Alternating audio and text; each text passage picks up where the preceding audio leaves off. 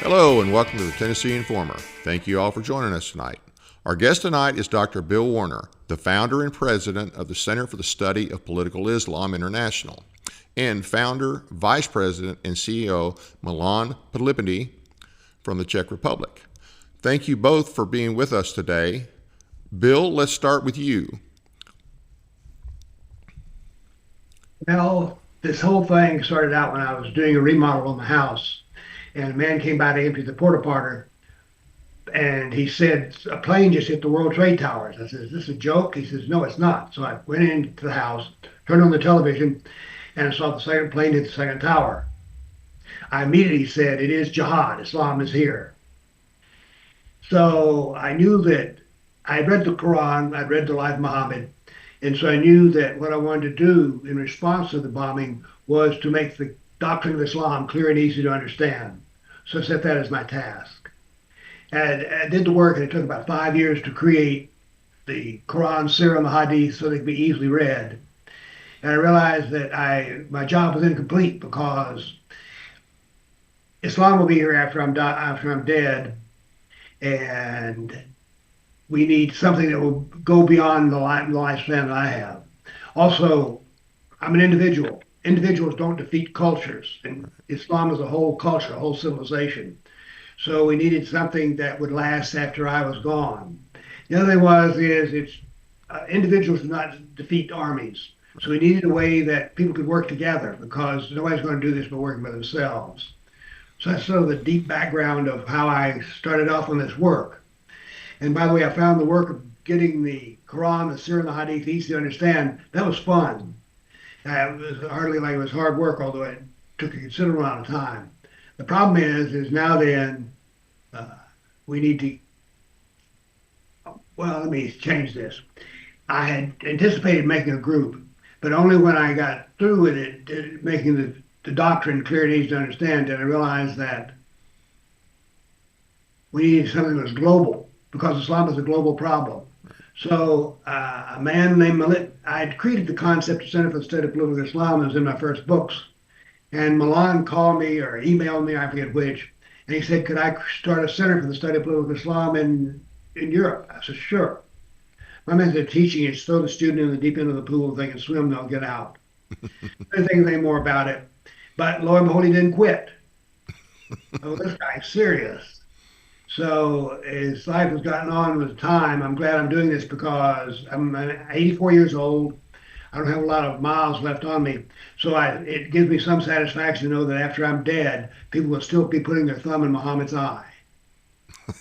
Even though I'm not there. So that adds the international part to the idea of Center for the Study of Political Islam. And so that's how I met Milan, and we've been together now 5 years? I don't know. 11. 11? Oh, wow. But it feels like yesterday. So anyway, so ask Milan all your questions you want. He can answer them all, I guarantee you. Okay. Well, before we go to Milan, I just want to say that, I've known you for several years, proud to know you and have you as a friend, appreciate all you've done over the years to educate the public on the threat posed by political Islam. And I know your reach is well beyond Tennessee, but I believe that most in Tennessee that know anything at all about political Islam and the threat it poses probably learned it from you or your books and videos. So I definitely appreciate that and appreciate you coming on today. Well, I came on the air because I'm now able to do what I like to do best, which is talk about political Islam. Actually, I'm going to let my student, Milan, do the talking. So I want to check out here, and you can ask him all the questions you want. Okay. Well, Milan, thank you for being with us. I definitely appreciate it. And like I said, once again, welcome to America and welcome to Tennessee. And I'll just reiterate, we've got some really great people in Tennessee, excluding our politicians for the most part. But we do have quite a few people across this state, and they do know about the threat. And I'm not kidding when I say that probably the vast majority of them learned it from Bill or his his videos. They certainly didn't learn anything from our state. You know, it's not like we have an organization in the state that's dedicated to making sure that the people know the threat out there. So you responded to an email or a post by Bill in reference to starting CSPII, Center for Study of Political Islam. And what were things that bad in the Czech Republic at that time, or was it just something you already had an interest in? Thank you so much for actually hosting us and having this event. It's very important because you actually have a jewel in Tennessee, and this is Bill Warner. Absolutely. And I remember that this was 2012, I suppose, that I read some of the articles or saw a video from Bill Warner, and I was in 10 years in the subject of political Islam. I was interested, but I was not really active as much as I wanted to. And when I saw the first video, when Bill divided the Islamic doctrine into politics and the rest, and he labeled the rest, or in the political part, as political Islam, the part of the Islamic doctrine which deals with the kafir, and also that Bill defined the term Islam. What is Islam? Always people are saying, as many Muslims, as many Islams. And Bill said, no, there is a definitive definition of Islam. And he said it's a Quran, Sirah, and the Hadith. It has a frame, and it is important to understand that the definition of Islam exists as such. And then from it, 51%, it's political. And I said, this is incredible. This is mind-blowing, actually, because it brings Islam as such into the place it belongs. It does not belong into the box of religion. It belongs into the box of civilization. And it has a political and as well as religious aspect, but it's not a religion. It's not a religion. Right. So that was the discovery of Bill, and I just loved it. And I thought, okay, this is it, because what needs to be done, and I suppose it's in the United States also, that most of the people believe that Islam is a religion, right? Right. Right? Yeah, absolutely. Yeah. So, and that's a problem. That's a problem because it enjoys all the protection and benefits from the state as any religion. But Islam is not a religion. Even in the Islamic countries themselves, they don't label Islam as a religion. They label it as a deen, a way of life. Yeah, it's a civilizational system. So it's interesting how it found its space between the religions in the non-Islamic countries, but it's actually very unfortunate because now it protects it from thorough examination. And that's actually what Bill Warner changed. And I said, okay, called him, wrote him, and I said, let's make your knowledge global. Let's expand it. Let's make it depersonalized. Let's make millions of Bill Warners around the globe so that everybody can speak the same voice and the same language. That'd be a lot of people poking Muhammad in the eye, and that would be great. It's very important that people really learn about the subject, and especially when you speak about Muhammad, people need to know the life of Muhammad. This is so incredible, because many people say, okay, maybe Allah is too much. Yeah, it's a religious thing, but when you think about the life of a man, which is written in a biography, it's easy to learn and actually about him and to understand what he represents. And you mentioned 51% deals with politics, which means 51% of their religion deals with how they relate to people who are not Muslim. That's accurate, correct? I would say not 51% of the religion. I would say 51% of the Islamic doctrine, because Islam, and now I'm really saying it as it really is, Islam, it's not a religion. Islam, it's not a religion. Okay. Islam is a civilizational system with political as well as religious aspects. This is true. It's a complete, complex, hybrid civilizational system with multiple layers. And 51% of this civilizational system, when we speak about the doctrinal counts, is about politics, how to treat a non-Muslim, right, how to deal with a non-Muslim. Yeah.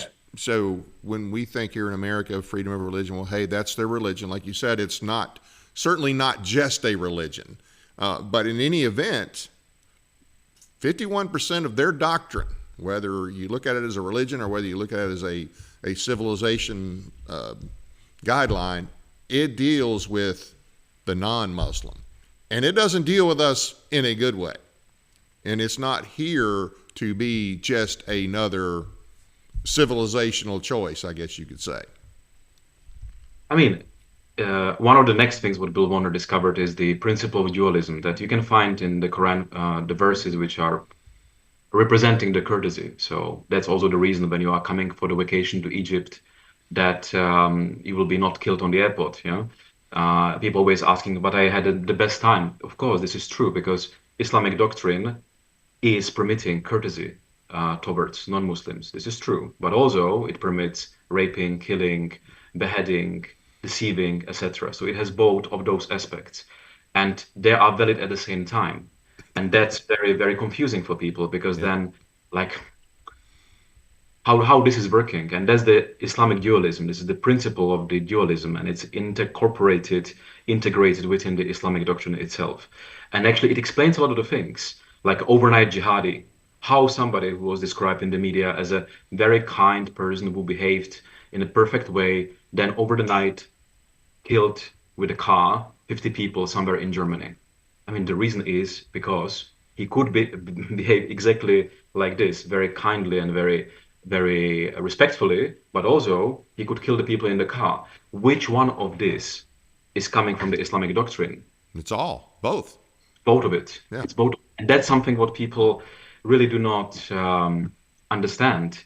And actually, that's what Bill Warner brought to the table, and this is incredible. So all the findings what he did, and then he reboxed Islam into a different category of civilization. Specifically, its political part as political Islam. That was so incredible that I contacted him and wanted to spread his knowledge across the globe and to make a group, and then with more people. And now we are actually from the United States. We have branches and people up to Australia.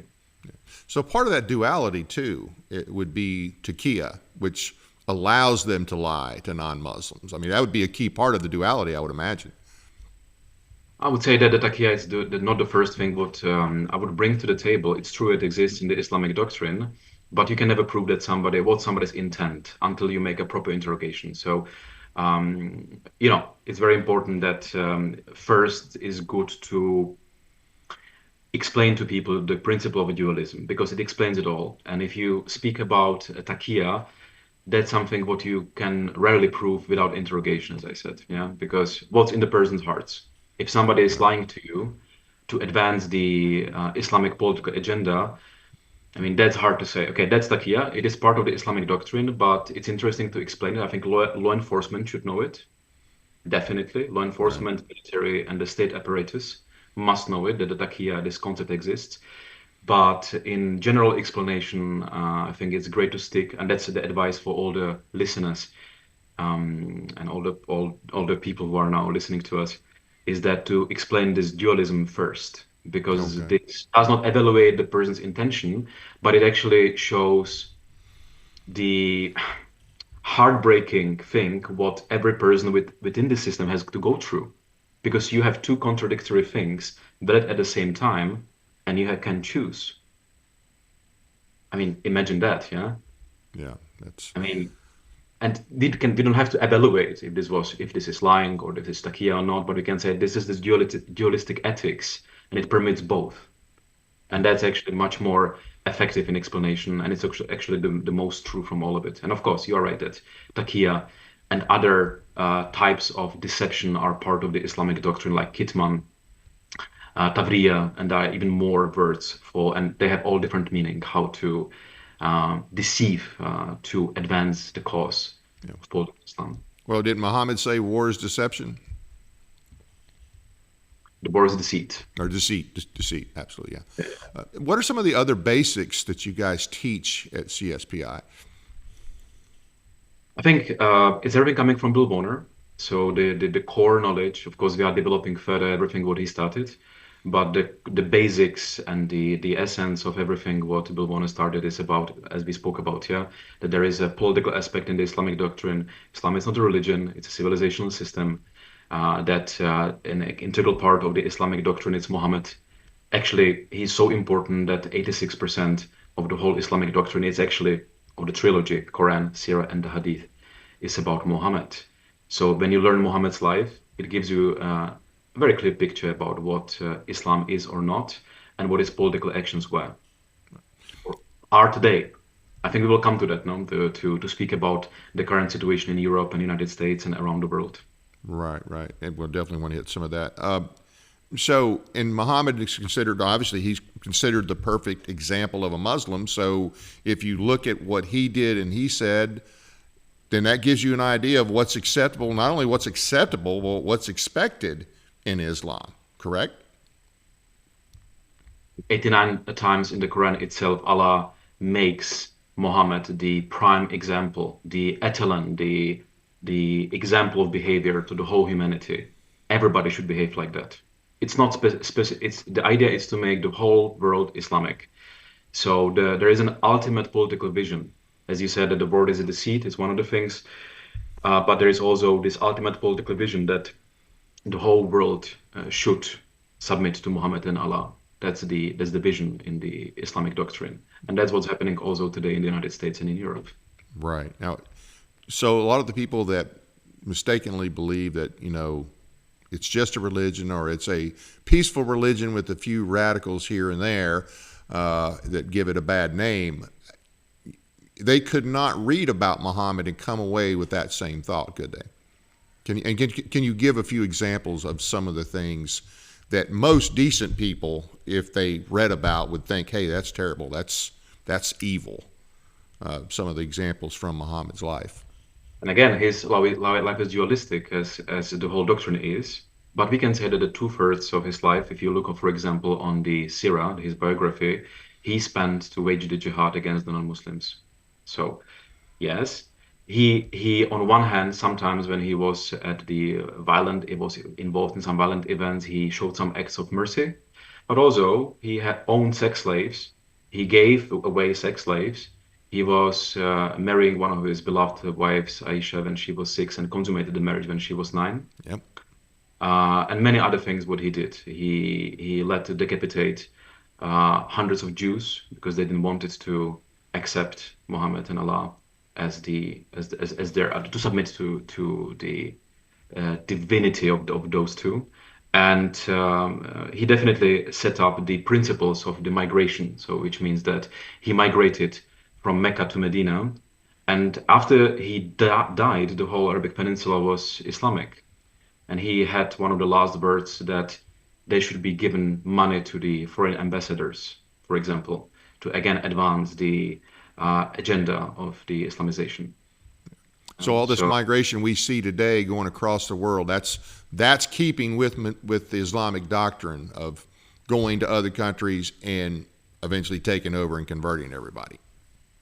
Is the idea. Again, we cannot say what's in the people's hearts, but we know that the Islamic political texts, which is coming from the Quran, Sirah, which is Muhammad's biography, and the Hadith, his traditions, is supporting it. And of course, the Islamic organizational infrastructure too. So the people, civilians, and many other people, maybe non-civilians also, are used by different Islamic organizations and the through Hijrah to spread Islamic influence around the world. So it's always the first step. So the Hijrah is the first step. And the Islamic organizational infrastructure is the focal point. So because you never, I had an interesting talk with one of the top leaders of diplomacy in one of the southern states in Europe. And he was telling me, yeah, but Milan, look, we have many refugees now coming from Islamic countries. And they are coming to our country, and we should give them some kind of protection. And I said, that's wonderful. This is very humanistic. But at the same time, what will happen when those people are coming into your country? And usually what happens is that Islamic organizations take them over with the idea to integrate them into the society. And actually, it happens the opposite, because Islamic political doctrine forbids the integration. And the idea is that the people actually feel disintegrated in the end. And if you would like to leave the Islamic system, and you would like to convert and leave it, and you can say become apostate, then you could be killed for that. Because I was about to say that's a dangerous option. So I said, okay, you on one hand, you would like to help the refugees coming from the Islamic countries. First, the question, what they are running from. Okay, then we came to the conclusion, makes sense. It's political Islam. So then they are coming to your country, and what they are taking what they are being integrated into. And it's a political, again, agenda of the Islamic organizations, so that political Islam can be advanced. And if this person would like to convert and like to drop it, they could be killed. So wouldn't it be better to create something like witness protection programs, but not witness protection programs, but convert protection programs in the countries? Recognize that there is a political part of the Islamic doctrine which is very harmful to the non-Islamic civilization first.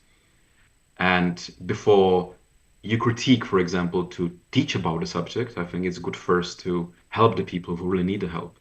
So I think that's the first thing, because just to take people in your country will not help it. You need to make first some steps. Right. Absolutely. One of the things I noticed, I did look at the website, and you guys got some great resources on the website. And of course, a lot of those were books that Bill wrote. And one of the ones that I've read, Sharia Law for Non-Muslims, I think and the thing is, it's a small book, doesn't take a lot of time to read it, but you can really if you just read that, and that doesn't kind of, concern you that, hey, we've got Muslims coming into this area, settling in this area, or trying to set up a community in this area like they're trying to do in Texas. I don't know what would. So, I mean, all of the resources are great, but that's an example of one of the ones that Bill has written it's kind of short and to the point, but it covers a lot of good ground. And so that's a great website. That is a good book. Everything on there is good as far as learning the doctrine and what to be concerned about. I was now speaking with people because I have friends and some colleagues who are in a connection with people in Iraq, for example, and Iran. And it's interesting because, I mean, they will be a good guess. Because I was asking how many people are already converted, for example, in Iraq, and how many people in Iran. Because we always think about Iran and Iraq as Islamic countries, right? That's what people primarily. But I've been to Iraq, so I know that wasn't totally true. Yeah.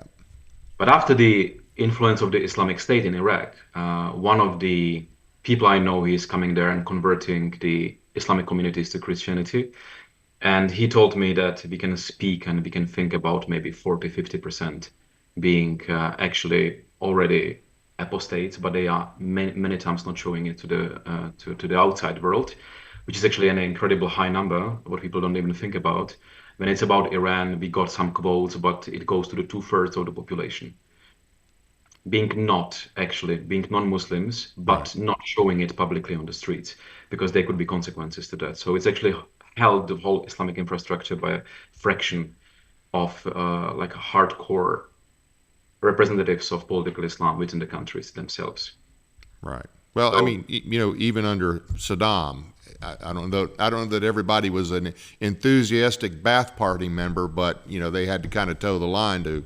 Otherwise, kind of the same mentality. They operate the same, even though he was nominally Muslim, as were some of the others over there. But they use some of the same tactics.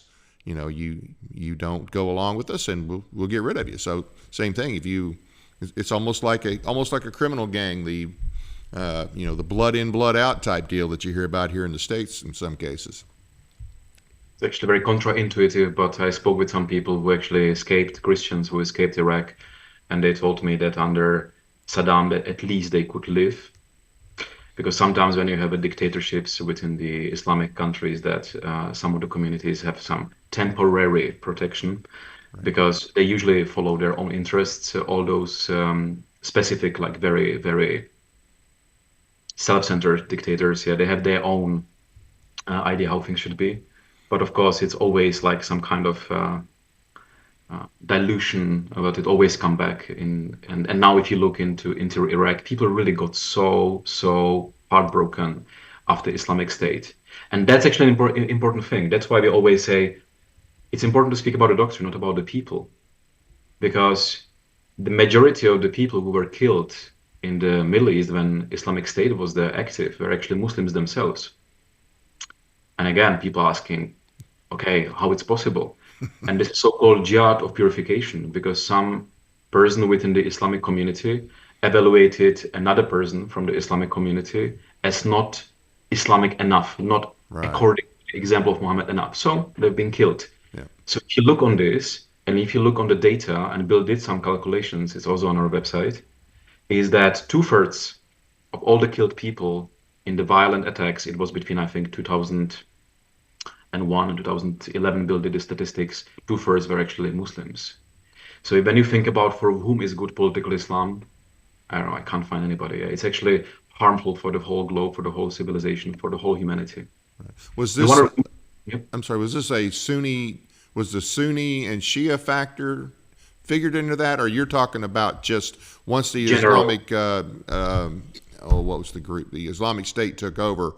Okay, that's when it jihadi really. attacks. Okay, I got you. All the jihadi attacks in 10 years, Bill calculated what happened in the world with the killed people, how much was actually done on the non-Islamic communities and how much was done on the Islamic communities. And people also don't understand why actually so many Muslims are dying.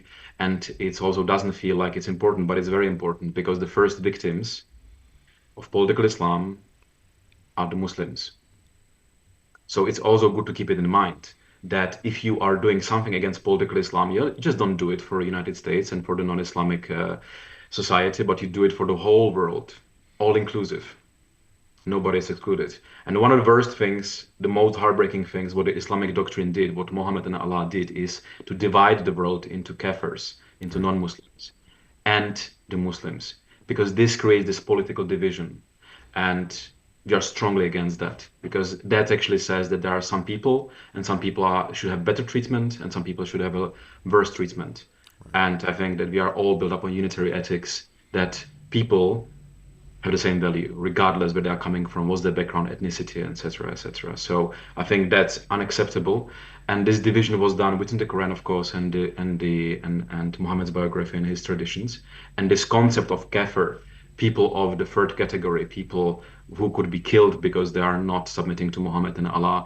This is just so hard, because you could see that even if the whole world would be Islamic, there would be all the time violence.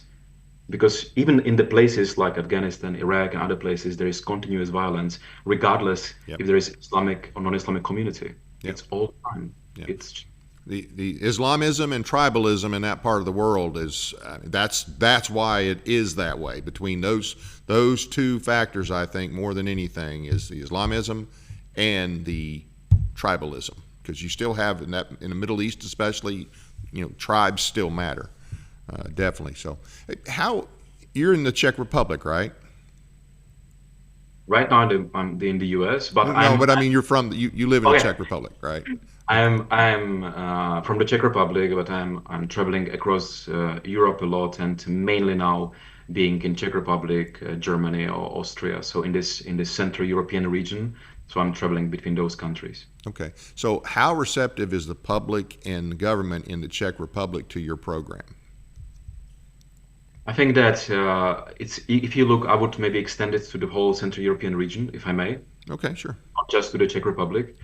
I think that it's important that you could see, for example, that there are being books already published, and the political parties have in the program things about political Islam. So it's already part of the parties' programs.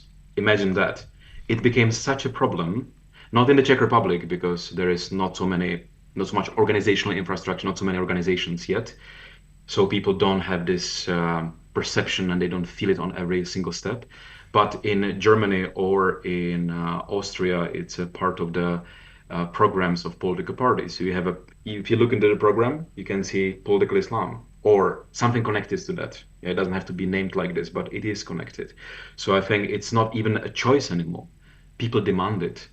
Yeah, so it's not always taken from the best angle, but it's already part of the public discourse completely. It's interesting that in the US, it's not so much if you look into the media. Yeah. Oh, no. I mean, 24 years after 9/11, and we have more mosques, we have more Muslims, they have more political power than they had. It's as if 9/11 never happened. I think it's a matter of time. The only difference, and now I will be cynical a bit, can I? Yeah. Yeah. I'm maybe not cynical. I will just. We had some education in Chile, some years ago, and I got a question. Or we got a question with the colleagues, like, okay, but we have no problem yet. Okay, this is like not such a big problem, so we cannot see it. And I said, okay, the only difference between Chile at this time, and now I can say United States, and Afghanistan or Saudi Arabia or Egypt, it's in time. Right. Right. So the only difference, I can say it, between United States and United Arab Emirates is in time, or choose any other Islamic countries you would prefer to be to become like, you know? And because if there will be no taken steps from the government as soon as possible, preventive steps to not transform the country into, and people always think, yeah, that's not possible. Turkey was Christian country, Yep. Anatolia, yeah, and easily people of Constantinople also believe they will not become Istanbul, yeah, and we can think about old North Africa, Christian. We can think about today. What's today? Pakistan was Hindu or Buddhist at this time. Today's and other countries. We can go on and on and on. Yeah. So Egypt was also Christian at this time. Yeah, partially. So we have some kind of rest of the Christianity, and the Copts Christian in Egypt still remains. So all the countries eventually always transformed into Islamic ones. Even Iran, back in the prior to 1979, they had a lot more freedom. I mean, I won't say they were not a Muslim country, but they certainly had more freedom. They were not being led by an Islamic state like they have been since 1979, and they had more freedom in Iran prior to that. Bill always nicely describes it as a gravity of Muhammad, that always you have periods when people are having enough and try to push away political Islam, and then they are getting more relaxed and things are getting more like non-Islamic, and which gives you more freedom. And then comes the time when comes some reform movement. But the reformation under the Islamic agenda or Islamic doctrine means not to reform something to make it better, to make it evolved. Reformation under the Islamic doctrine means that you go to the 7th century. So there are many Islamic movements, like Taliban, for example. It's a reform movement, reform it back as it was in the Muhammad's life. Islamic State was a reform movement. Right. Boko Haram is a reform movement. All of them are, and if you think about Taliban, it actually means apprentice in the translation. So it's everything, all of those words of those Islamic groups many times contain words like studying or student or apprentice or things like that. It means go back to the Islamic doctrine. You went too far, so let's go back. So reform means very different thing under Islamic rule than this. But I think that it would be interesting to go back to Europe, no, and to see what's happening there. Oh, absolutely. So let's talk about that. I mean, from what I know, there's no-go zones and have been for years in France, I guess Germany now, Austria. I saw something the other day about they're incorporating, I guess, some Islamic teaching or accommodation in their schools now. So yeah, let everybody hear what's actually going on in Europe, because I think most people, if they haven't traveled to Europe or they don't have family in Europe, they probably have no clue, because they don't get it from the mainstream in the U.S., that's for sure. I think that the United States has now this amazing possibility, especially as we mentioned before we started the whole podcast, that now your Secretary of Defense was this big call that he had a big tattoo on his arm, Kafir. Right. That's actually, it seems like a good sign. It means that he may knows what's happening. But again, coming back to Europe, so maybe some period is coming when things will be known more in the society. So there is maybe a great period for prevention, so that in the United States will not happen the same what happened in Europe, which is getting harder and harder. And of course, the opposition is stronger and stronger, and people know also more and more at the same time. So let's go into some kind of let's go to the life level, how it is if you live it, okay? Not this general global level, but let's go into this, how it feels. I think it's interesting for an American maybe to imagine this. Imagine that today you go, and we can speak about Munich, for example, Munich. Yep. You can see German city, and next to the train station, if you go through the train station and you go around, you have district around the train station where you have shops where there are no German namings. You have written things in Arabic, so you actually don't know what does it mean if you don't understand the language. So you practically have a complete change of the environment. complete change of the environment around the whole, and everybody who was there, you will understand. It's happening in all of these big capitals and big cities across Europe, specifically Western Europe, like France and in Germany. And it's not like some kind of sometimes dislocated area. It can be next to the train station, yeah, the main train station. So you go there and then you go practically through an Islamic quarter. And the next thing is what you can see that, for example, in Germany, there were, I think, 2023, over 700 gang rapes. In Germany? Yeah, 750 gang rapes. Wow. Not rapes, gang rapes. Okay? And again, we cannot prove who were the perpetrators, then it all needs to be investigated. But there is always, we know what's happened, for example, in the UK, and there is a connection or correlation sometimes with political Islam. So that can be done. We cannot say that every single gang rape is having an Islamic background, but there is definitely a strong suggestion that it has in high percentage connection to. And this is not just recent. This has been going on for a little while, correct? I was very surprised that actually the government revealed the statistics, because this is shocking. This is shocking, yeah. And it's getting, of course, for a long time. So this is like, well, this is official statistic. This is from and I'm very happy that it started to happen.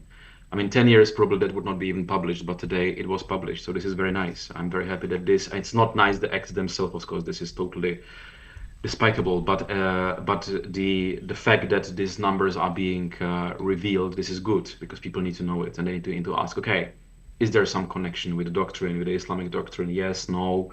How does it look? What was the motivation? It can maybe give some hints to the interrogator's hands. Which questions to ask? So how long, and maybe you said it and I didn't catch it, but so how long has this been going on, let's say, in Germany? How long has that been a problem in Germany? I'm 38 years old. So, and what I remember when I started to get into the subject, it's getting forever. But of course, after the Islamic hijrah, the Islamic political migration of 2015, things increased significantly. So, this big wave of the Islamic political migration into Germany, that was actually one of the things which increased. But it's problematic, because the things are not named the name it should be, and people always, of course, they are afraid to speak about the people, but it's not about the people. It's about the ideology which has a political agenda that needs to be taught to people. Right. That needs to be taught to law enforcement, to general public, to politicians, because then they can make informed decisions. How a politician can make an informed decision about migration issue, right, if they cannot distinguish between migration and hijrah? Yeah. It's two different things. Because migration can be, I can migrate to the United States and get a green card if I would like to, if I would get it. I would be a migrant, potentially, okay? Make all these official things and come to the United States. There can be also illegal migration. I could go through the southern border, not now anymore, but I could have. Right. Go to the southern border and go here with the aim to have a better life. Or it could be also hijrah, which means that Islamic organization infrastructure organizing certain moving and using people right, to get to their agenda. And that's actually very different. So I think from the migration, legal or illegal, hijrah needs to be divided and needs to be taken separately and evaluated separately. It's a very specific type of migration. And again, if a politician doesn't know that, or somebody who is protecting the guard, interrogating the people on the border, I mean, how you should distinguish? Because the hijrah has an implication, and that's that the society is getting into transition into Islamic one. Yeah, it may take hundreds of years, but it will eventually happen, and it should not, because what we have is just too valuable. Right. I was stationed in Germany back in the 1980s. I know that's a long time ago, but that just really surprises me. I did go to Munich once too, but one of the things that I remember is, the Polizei. You get out of line at that time, you're going to get lit up.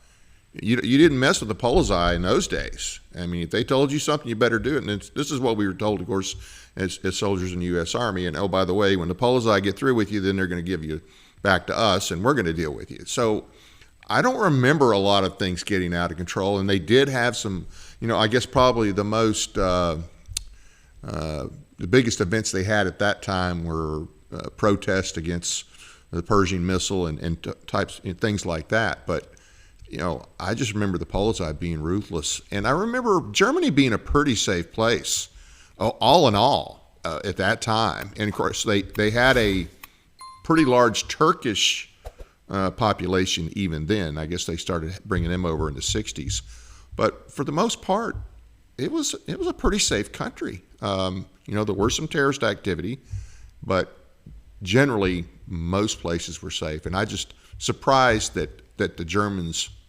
would have tolerated it as long as they have. So is it too late for Germany and France? Can they get rid of this problem without a full-blown war? And that's why we actually exist, and that's why we founded CSPII, because we want that through education you can do a lot of the things. You can really do a lot of the things via education. You can. I give an example, or maybe to say one more thing, that how the society is trying to solve it without knowing. Just imagine that, yeah, you were in law enforcement or in military before, stationed. Yeah. Military. Yeah. Okay. So if you think about the prison system, the penitentiary services, they make de-radicalization programs. We analyzed multiple of them in many countries, and there will be. You can try to guess how they try to de-radicalize jihadis who are actually convicted and they come to the prison. What is the main idea? How they try to de-radicalize a jihadi, and it's coming across like a red, like a red string through all the de-radicalization programs across the world. Oh, it's probably something along the lines of, you did all this because you were mistreated, or you were impoverished, or whatever. Some garbage, that mentality that they come from, that's the reason why the person did the thing they did. What they do as the main thing is, I wouldn't guess that, but I thought so. We had a suspicion because we are so much in this topic, but it's happening that actually they give more of the Islamic education to that individual. So the idea is to bring people into some kind of like to study more of the Quran, to study more, and to get some Islamic educators who will explain how it really is in the Islamic doctrine. And if you know that the Islamic doctrine speaks about jihad, but people do not consider it as a problematic because they never studied it, you have a free distribution of the Qurans within the cells, and we have a big problems in the prisons because there is a high conversion rate. So part of the de-radicalization programs is somehow to present some idea of a moderate Islam, yeah. But we know that they always bring those educators with them, Quran, potentially Sirah, and the Hadith, and we know what's inside. So even like how. So I think that the only possibility how to de-radicalize, and that's not a suggestion because this is not how it will work, but logically, you actually have less of political Islam. It means that you try to come up somehow to not bring more of the Islamic education to that individual, because you will have more problems. Yeah. Yeah, he's just well versed. He's better versed at it, and now he'll just have more reinforcement for what he was doing. Especially then you're coming out of the prison, because of course there is a lot of pressure. Many people converting in the prisons now. Many also kids in the schools, because in some districts, for example in Vienna, you have more than half of the kids of the Islamic background in the classes, and of course there is a strong peer pressure, because now it's kind of it can be sold in a way that it is a cool to convert to Islam. So actually many kids are recording the kids on the phone, and they are pronouncing the Shahada in front of everybody, but nobody tells them then if they would actually say I'm a non-Muslim, that they could be killed. That's happening in the schools. And of course a big problem is the Islamic dress code also, because you can have it that the children are getting used to that and are normalized.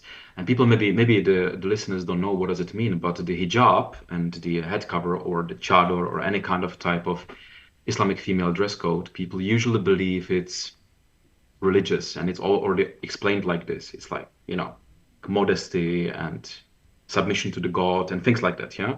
That's usually what's being explained. But what it really is, from non-Islamic point of view, it's a protection. Protection from what? Protection to be molested. And protection to be molested from whom? Yeah.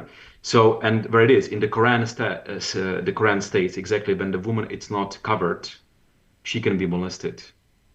So all the uncovered women, unveiled women, are practically an open target. So actually, it's already happening that some of the women are starting to wear the Islamic clothes even when they are not Muslims in certain districts because they are. But this is like the stories, what I can tell you. But it's just interesting to see that out of the fear, of course, to get into troubles, that they are adopting the Islamic dress code because that protects them from being assaulted or being molested, as states in the Quran itself. Because their government won't do the obvious thing to protect them. It's also misunderstanding because I think this, and we are coming totally to the back of our discussion that Islam is perceived as a religion, and headscarf it's perceived as a religious symbol, while Quran itself states clearly that all the women, or if you are covered, you will not be molested. It means, in other words, if you are not covered, you can be molested, right? Right. So we have two possibilities in a society when this ideology exists within the borders. Either all women wear the hijab or no women wear the hijab. So we have to decide eventually. There is nothing in between because the ideology says all the women who are not wearing it can be molested. It's a national security issue. So the hijab, it's not religious freedom as many people would say, because there is whatever a person will say to you, but there is a higher value, and this is a national security of all the unveiled female population. I mean, it's just impossible. In Germany, if you are a woman and go to in the evening in the city center, many women don't do that anymore. They just cannot walk outside in the streets because they are just afraid.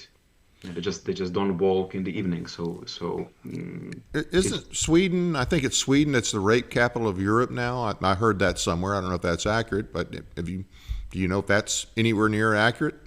Not sure, but I have a different story from. I was reading it in one article. I told you some personal stories, but now what I read in an article was an interesting article where they described that finally they got to peace in one of the cities in Sweden, and in the end of the article, why there was a peace and non-violence, because there are no more non-Muslims in that specific quarter. So which was not written in the article, but it was very clear that you can come to the peace, yeah, when everybody moved out or that everybody converted. And practically that's what's happening. You have starting to have enclaves, Epic City starting with in Texas. So this is the first, and it's not the first step, it's a second, third step, yeah. Right. Because Hijra first, and then Islamic organizational infrastructure, and then starts this Islamic separatism, you can call it. Kosovo, which actually was unfortunately also by the United States confirmed as an independent state. That's typical Islamic separatism, yeah. And it ends up like that you start to have enclaves, they grow, Yep. and then Yep. kind of lock in themselves, and then there are more demands for specific rights and freedoms, and demands on this and that, and then Yeah, it's not just there goes the neighborhood; it's there goes the country. then And I'm hoping that more people wake up to what's going on in Texas. I think they actually have a similar situation in Washington State. There's several places. I mean, we got Dearborn, Michigan. I mean, that's pretty much all Muslim. Minnesota is ate up with Somali Muslims. It really infuriates me that we spent 25 years supposedly fighting a tactic we never really wanted to acknowledge that it was the doctrine of Islam that was the problem, and that's what we should have been fighting. But our military doesn't understand the doctrine. They're not taught that it's a threat doctrine. We used to be taught that. In my day, the Soviets were the threat, and so we were taught at least some of that, of why they were a threat. I don't see any of that happening. Hopefully, with our new administration, hopefully that eventually that will start getting disseminated, that people understand, no, it's not a religion, and no, it is not compatible with our Constitution. It's not even compatible with civilization. You can't have civilization and Islam at the same time, not a civilization that anybody from the Western world would want to live in my opinion. Like two things what I would like to come back to. One is the 9/11 memorial. I always, when I'm in New York, I'm trying to visit it because it's a very strong place of commemoration, and it's something what I think woke up the most of us, the 9/11. And And actually, what I have a dream for the United States, if I may allow it for myself to have a dream, like a man from the Czech Republic, a dream for the United States, that actually one day, it's actually when you look there, I suppose you've been there also, that it's very like these deep pools with the water falling down. It's very, yeah, you think about all the people who died, and it's a strong place. Yeah, many people died in one day. It's too many, and it was just heartbreaking. I think one of the things what could be done in the future and should have been done is to build up the twins again exactly as they were, because that's what the Islamic Muhammad would not like at all.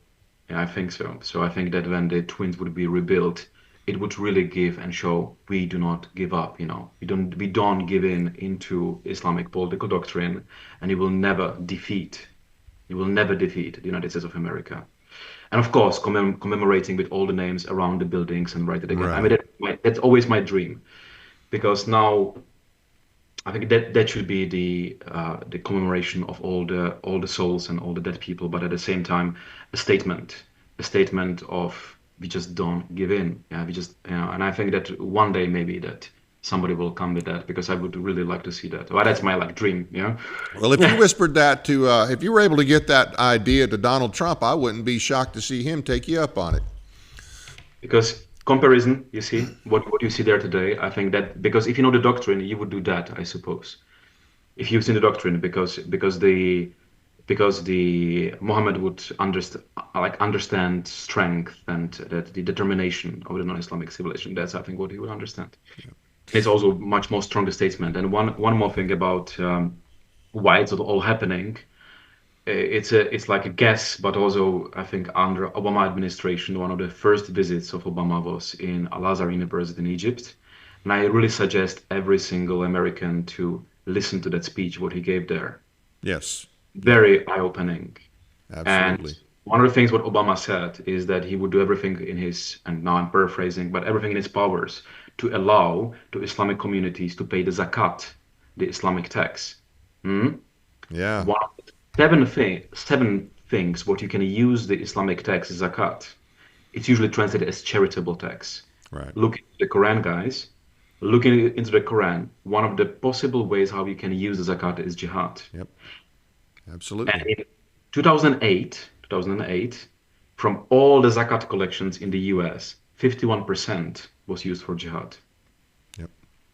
So then there was a president in the United States who said in the most prominent Islamic university in the world that he will do everything possible to make a financial environment so adjusted so that zakat collection, Islamic tax is possible. And then in the year of 2008, 51% of this tax is going to support the jihad.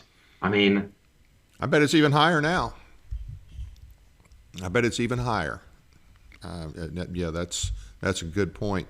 One thing I wanted to ask you about real quick. In Europe, now, I know that this discussion isn't per se about the Muslim Brotherhood, but the Muslim Brotherhood, from everything I understand and I've read, most organizations worldwide have a Muslim Brotherhood link or derived from the Muslim Brotherhood. Do you see a lot of obvious Muslim Brotherhood footprints in what's going on in Europe? Sure. But there's also different influences. It's all like integrated, disintegrated at the same time. You have different countries having the agenda. Turkey has a very strong agenda in Europe. Iran has a strong agenda by itself. Muslim Brotherhood as a global organization has an agenda. And I think very important is to look for everyone to OIC, Organization of Islamic Cooperation, which actually connects all of the Islamic countries globally, or most of them. I think now they are all of them which are proclaiming they are Islamic. They are part of the OIC. And really go OIC and Google it and look on the logo of the OIC. They have the Cairo Declaration of Human Rights, which is a different human rights declaration that the Universal Declaration of Human Rights says different things about. And in the first declaration, which was rejected by many in the UN, what they actually proposed, how they signed, it was actually connected to Sharia. And it's actually Islamic. That's actually one of the idea, right? That the legal system will be replaced by the Sharia, which is the Islamic legal system and the rule of political Islam over the United States or any other country. I can imagine that in the future, if nothing will happen, that different, like you will get state by state Islamized. You could get, one and then definitely some focal points. And also, I would suggest to look. We did a monitoring project to count the growth of Islamic organizations and to look actually because Islamic organizations always, when you create an organization, you never know what's in the person's heart. So you cannot really count with that. This is not objective. But if you look on the organization which proclaims it's Islamic, it means it has to adhere to certain extent to Islamic doctrine, which contains political Islam. So we could say that's an objective criteria for counting the progression of political Islam in the country. And if you look on the map of United States, it's exponential. It's incredible. It's incredible how quickly Islamic organization grew, specifically after 9/11.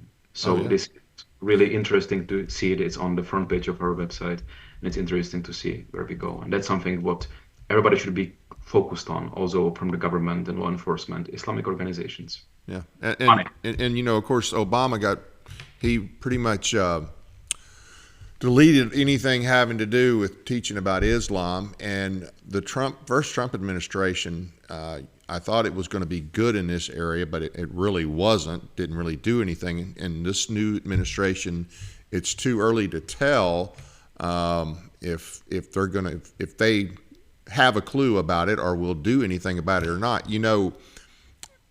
We had a terrorist attack in New Orleans on the first on New Year's Day. I haven't heard anything about that. We have a new FBI director, Kash Patel, and I'm hoping that we start getting something on this. But I don't know, because I don't know what they know. I don't know what they know. I don't know what they're willing to put out there. But it is most definitely a threat. And I'm with you. If we don't do something, we will have the kind of stuff going on in Europe that's going on here. Or excuse me, the kind of stuff that's going on in Europe will be going on here. And they're a whole lot stronger here already than a lot of people realize, and more prevalent. And like you said, what the most disgraceful thing is, they've gained power since 9/11.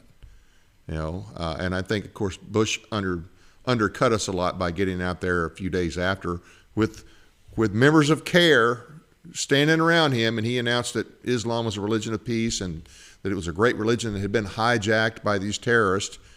And then we just declared a war on terror, and we never really taught our people, our military, we never taught our law enforcement, and people that did try to get the word out, they just got rid of them. So it's a scary situation. Any closing thoughts? Anything you want to close with that you think people should really know and realize? I think that should be some call to educate the American society, because the United States is needed in the world, and everything what is happening in the US has an immediate influence, positive or negative, around the world. So it is important that the United States takes the lead in the education about political Islam. And all of the listeners who are listening and you want to do something, you can either join CSPII and help us to do it. And of course, you can be active globally as well as in the United States.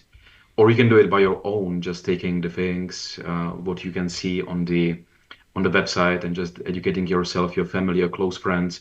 And we can do it together, I'm pretty sure about that. We can do it for the whole humanity.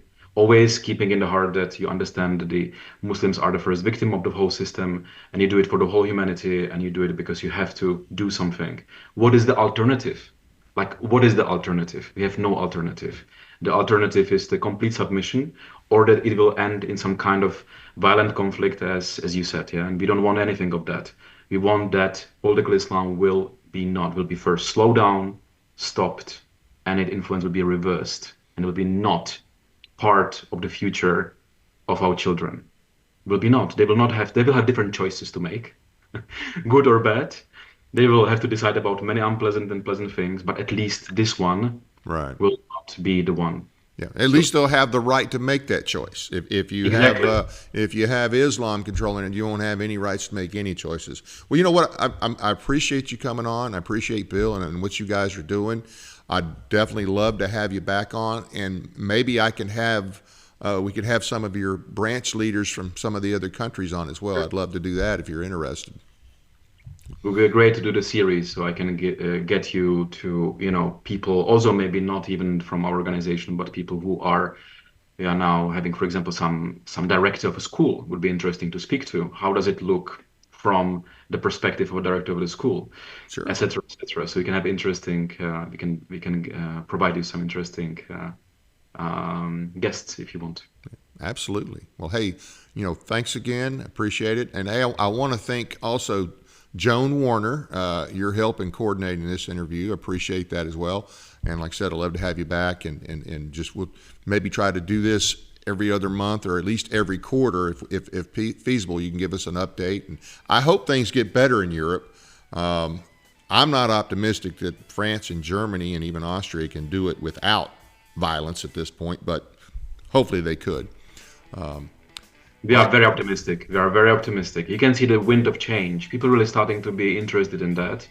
And really the solution is in the doctrine itself. The answers are there. So it provides it. Just if you start to read it, if you are a governor, if you are a grocery, if you are working at the bar somewhere, if you are selling the groceries, if you are selling the cars, or doing any job, nurse or a doctor or a dentist, if you look into the doctrine, you read it, you get the basics, you will know exactly what you have to do. It gives you the answers. Yeah, as you do now to interview me, you do your part, right? Yeah. So you are doing those interviews, but everybody can do their part in the life. Absolutely. Well, hey, have a great rest of your day and have a safe trip home. It was great meeting you, and I want to also hope to talk to you when you come back, or we can even arrange other weekends. I know there's a little time difference between here and the Czech Republic, but I am definitely interested in having you and or some of the other people from your organization back on. So I appreciate it. Thank you. Have a great time. Me too. Hey, I want to thank the audience for taking the time to watch our program tonight. Please be sure to hit the like and subscribe button, as well as the notification bell, so you never miss an episode. We appreciate your support. Check out our audio podcast on iHeartRadio, Spotify, and other platforms as well. Sign up for our weekly newsletter at our website, teeninformer.com. Please find and follow us on Facebook and X. What happens when the mainstream narrative doesn't tell the whole story? Find out next Monday when our guest will be H.K. Egerton, the Black Confederate. He's going to speak out telling some rarely heard truths about the so-called Civil War and the horrific aftermath. You don't want to miss it. Hope you'll join us again next week. That's it for now. Good night from Paris, Tennessee, that is.